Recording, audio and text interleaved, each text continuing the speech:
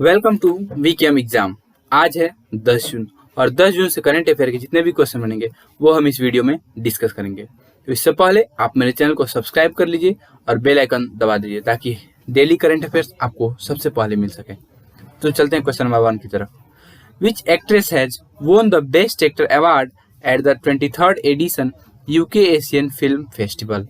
हाल ही में UK Asian film festival के 23वें संस्करण में सर्वश्रेष्ठ अभिनेत्री का पुरस्कार किसने जीता है? Option A Taapsee Pannu, option B Tillotama Shome, option C Swara Kamble, option D Kangana Ranaut. तो इसका करेक्ट आंसर है तिलोत्तमा सोम। इसका करेक्ट आंसर है तिलोत्तमा सोम। अब बात आई तिलोत्तमा सोम, तो इन्हें किस मूवी के लिए मिला है? तो राहगीर द वेफेयरर्स के लिए इन्हें मिला है। इसके डायरेक्टर कौन है? इसके डायरेक्टर हैं गौतम घोष। गौतम घोष को भी 23वें edition UK Asian film festival में अवार्ड सर्वश्रेष्ठ डायरेक्टर का अवार्ड मिला है। अब उसके बाद से बाकी ऑप्शंस की बात कर लेते हैं। तो स्वर काम्बले कौन है? राइजिंग स्टार फॉर छोटे नवाब। स्वर काम्बले जो हैं राइजिंग स्टार फॉर छोटे नवाब मूवी के लिए इन्हें राइजिंग स्टार का मिला है।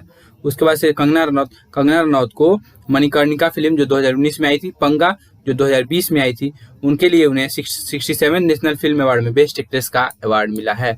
ठीक है, तो चलते हैं सेकंड क्वेश्चन की तरफ। Who is nominated as new election commissioner? हाल ही में नए चुनाव आयुक्त के पद पर किसे नियुक्त किया गया है? ए अनूप चंद्र पांडे, बी सुशील चंद्रा, सी सुनील अरोड़ा, डी सुकुमार सेन। तो इसका करेक्ट आंसर है अनूप चंद्र पांडे। अनूप चंद्र पांडे जो हैं उन्हें उत्तर प्रदेश के आईएएस अधिकारी, रिटायर्ड आईएएस ऑफिसर हैं और राष्ट्रपति रामनाथ कोविंद ने 8 जून 2021 को चुनाव आयुक्त के पद पर इन्हें नियुक्त किया है। इनका कार्यकाल 3 साल से थोड़ा कम होगा। वे फरवरी 2024 में रिटायर होंगे इस पद से। चुनाव आयोग में 3 सदस्यीय आयोग में पूरी ताकत से बहाल करता है, जो अगले साल उत्तर प्रदेश, पंजाब, गोवा, मणिपुर और उत्तराखंड में इंपॉर्टेंट विधानसभा जो चुनाव होने वाले उनकी देखरेख में ये रहेंगे। तो बात करते हैं बाकी ऑप्शंस की। तो ऑप्शन में सुशील चंद्रा जो क्या है? Chief election commissioner. जो 3 लोगों की जो टीम है उनमें से चीफ इलेक्शन कमिश्नर जो है सुशील चंद्रा है। ठीक है, सुनील अरोड़ा कौन है? जो इनका अनूप चंद्र पांडे के पहले जो थे वो सुनील अरोड़ा थे। ठीक है, सुनील अरोड़ा। उसके बाद सुकुमार सेन जो है फर्स्ट एग्जीक्यूटिव, पहले जो थे सबसे पहले नंबर पे वे सुकुमार सेन थे। अब चलते हैं क्वेश्चन नंबर 3 की तरफ। What percent the world bank has projected for India economic growth in India in 2021? हाल ही में विश्व बैंक ने भारत की अर्थव्यवस्था को 2021 में कितने प्रतिशत की दर से बढ़ाने का अनुमान लगाया है? ए 8.3, बी 7.5, सी 6.5, ऑप्शन डी 5.4। ठीक है, तो इसका करेक्ट आंसर है 8.3। ठीक है, तो 2021 में वर्ल्ड बैंक ने कितना अनुमान लगाया है भारत की इकोनॉमी को ग्रोथ का? ठीक है, तो इसका करेक्ट आंसर 2021 में। अब बात करें बाकी ऑप्शन। तो 2022 में कितना अनुमान है? 2022 में 7.5% और 2023 में 6.5%। ठीक है, तो उसके बाद से वर्ल्ड बैंक की बात आ गई। तो वर्ल्ड बैंक का हेडक्वार्टर कहाँ है? Washington DC. उसके प्रेसिडेंट कौन है? David Malpass. उसकी स्थापना कब हुई थी? जुलाई 1944। ठीक है, तो क्वेश्चन नंबर 4 की तरफ चलते हैं। Who is reappointed as MD and CEO of Bandhan bank? हाल ही में किसे बंधन बैंक के एमडी और सीईओ के रूप में पुनः नियुक्त किया गया है? Option A Chandrashekhar Ghosh, option B Maatam Venkata Rao, option C Atanu Kumar Das, option D Vishwavir Ahuja. इसका करेक्ट आंसर है चंद्रशेखर घोष। ठीक है, तो चंद्रशेखर घोष के बारे में जब कुछ बात कर लेते हैं। चंद्रशेखर घोष का कितने साल के लिए रीअपॉइंट हुए हैं? तो 3 साल के लिए। ठीक है, चंद्रशेखर घोष 3 साल के लिए रीअपॉइंट हुए हैं। उसके बाद से बैंक ये कब रीअपॉइंट होते हैं? जब किसी बैंक के सीईओ जब उनकी जनरल मीटिंग में, बैंक के एनुअल जनरल मीटिंग में शेयर होल्डर्स के अप्रूवल पर रीअपॉइंटमेंट होता है, तो उसमें वो किसे चुनना है, रीअपॉइंट करना है, वो उसमें डिसाइड किया जाता है। अब बात आ गई बंधन बैंक की। तो बंधन बैंक का हेडक्वार्टर कहाँ है? कोलकाता में, वेस्ट बंगाल। अब बताइए इसकी स्थापना कब हुई थी? 2001 में। तो चलते हैं नेक्स्ट क्वेश्चन की तरफ। और बाकी मातम वेंकटा राव किस बैंक के सीईओ है? एमडी और सीईओ हैं सीबीआई बैंक के, यानी कि सेंट्रल बैंक ऑफ इंडिया के। अतानु कुमार दास एमडी और सीईओ हैं बैंक ऑफ इंडिया के। विश्ववीर आहूजा रीअपॉइंटेड किए गए एमडी और सीईओ के रूप में आरबीएल बैंक के। ठीक है, तो इस क्वेश्चन से बहुत सारे क्वेश्चन बन गए, तो इसे आप इसको सबको नोट कर लीजिएगा। पीडीएफ आपको मैं डिस्क्रिप्शन बॉक्स में दे दूंगा। चलते हैं क्वेश्चन नंबर 5 की तरफ। Which state has announced to create 80 acres of oxy वन अ फॉरेस्ट? हाल ही में किस राज्य ने 80 एकड़ में ऑक्सी वन एक जंगल बनाने की घोषणा की है? Option A Haryana, B Punjab, C Bihar, D Uttar Pradesh. तो इसका करेक्ट आंसर है हरियाणा। हरियाणा सरकार ने हाल ही में 80 एकड़ में ऑक्सीवन बनाने की घोषणा की है। अब बात आ गई हरियाणा की, तो हरियाणा की कैपिटल कहाँ है? चंडीगढ़। उसके चीफ मिनिस्टर कौन है? तो मनोहर लाल खट्टर हैं।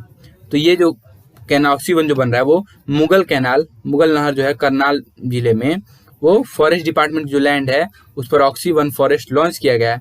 उसमें कौन कौन से पेड़ लगाए गए? पंचवटी, बेल, आंवला, अशोक, बरगद और पीपल के पेड़ लगाए गए 80 एकड़ में। ठीक है, तो चल उसके बाद से बाकी पंजाब के, बात आ गई पंजाब की। पंजाब में कौन? पंजाब की कैपिटल कहाँ है? चंडीगढ़। पंजाब के चीफ मिनिस्टर कौन है? कैप्टन अमरिंदर सिंह। बिहार के चीफ मिनिस्टर कौन है? बिहार के चीफ मिनिस्टर नीतीश कुमार हैं। बिहार के कैपिटल पटना। उत्तर प्रदेश की capital Lucknow. Chief minister CM Yogi Adityanath. ठीक है, चलते हैं नेक्स्ट क्वेश्चन की तरफ। Which position Himachal Pradesh got in anaemia? Himachal Pradesh हाल ही में एनीमिया मुक्त भारत सूचकांक में हिमाचल प्रदेश कितने स्थान पर आया? तो सेकेंड नंबर, फिफ्थ, थर्ड और फर्स्ट।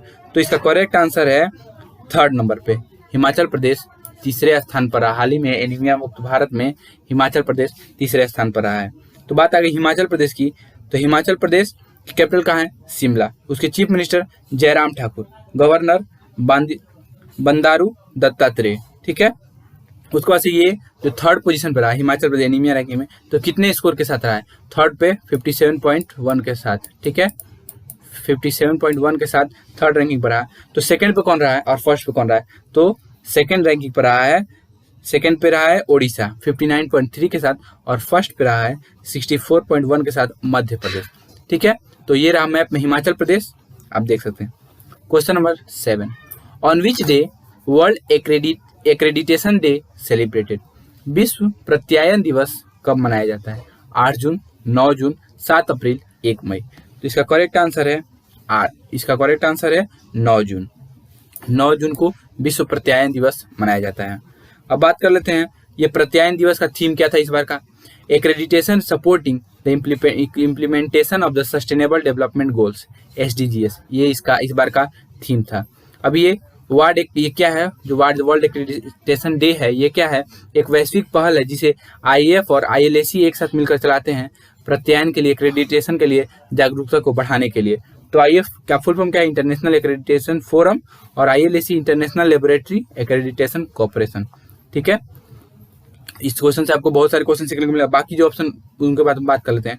8 जून को क्या है? World brain tumour day. ये क्वेश्चन मैंने कल डिस्कस कराया था। 8 जून को वर्ल्ड ब्रेन ट्यूमर डे मनाया था। और एक और इससे क्वेश्चन, वर्ल्ड ओशियन डे भी मनाया जाता है। 7 अप्रैल को वर्ल्ड हेल्थ डे। 1 मई इंटरनेशनल लेबर डे। ठीक है, उसके क्वेश्चन नंबर 8 की तरफ चलते हैं। Which forest is declared as 6th national park in Assam? हाल ही में किस उद्यान को असम का 6ठा राष्ट्रीय उद्यान घोषित किया गया? Option A Kaziranga national park, option B Nameri, C Raimona reserve forest, option D Manas. तो इसका करेक्ट आंसर है रायमोना रिजर्व फॉरेस्ट।